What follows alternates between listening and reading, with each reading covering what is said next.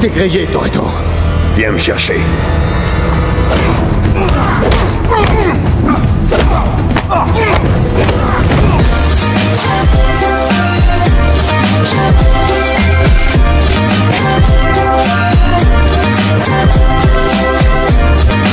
Vous allez bien? Est-ce que vous vous rappelez, j'avais fait un short YouTube concernant Fast and Furious 5 et je vous avais parlé de Dominic Toretto et de Luke Hobbs. Pour ma part, ce combat, est-ce que vous vous rappelez, dans Fast and Furious 5, il y a eu un combat entre Dominic Toretto et Luke Hobbs? Parce que Luke Hobbs, pour lui, Dominic Toretto et sa clique, c'était des voleurs, des criminels, tu vois, c'était des criminels de guerre. Pour eux, c'était des dangers, tu vois, c'était pas des gens sains, quoi. Donc, ils ont eu un combat, pour moi, pour ma part, je le dis complètement. C'est l'un des meilleurs combats de toute la saga des Fast and Furious. Peut-être que je ferai un top 10 des meilleurs combats ou un top 5 des meilleurs combats de tous les Fast and Furious. Dites-moi dans les commentaires.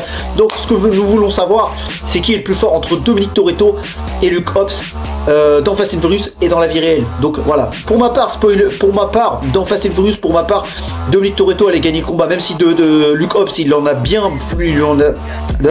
Dominic Toretto, Luke Hobbs lui en a fait bien baver. Il l'a bien maîtrisé. Il l'a mis par terre, il lui a mis des coups. Il l'a tapé à mort, mais quand il a vu que sa famille allait se faire embarquer par la police, je dirais qu'il est revenu, il s'est remis en question, il l'a éclaté au sol, tu vois, il l'a défoncé.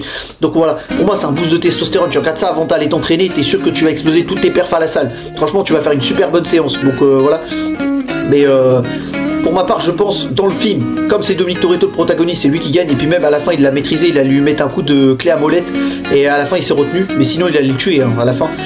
Et dans la vraie vie, je pense que c'est Dwayne Johnson, alias The Rock, qui gagne, pour ma part, parce que comme il a fait du catch, il a fait des arts martiaux pour pratiquer du catch, même si le catch est du cinéma, et il fait de la musculation régulièrement, même si la muscu, ça veut pas dire que si tu fais de la muscu, t'es un bodybuilder, tu sais te battre.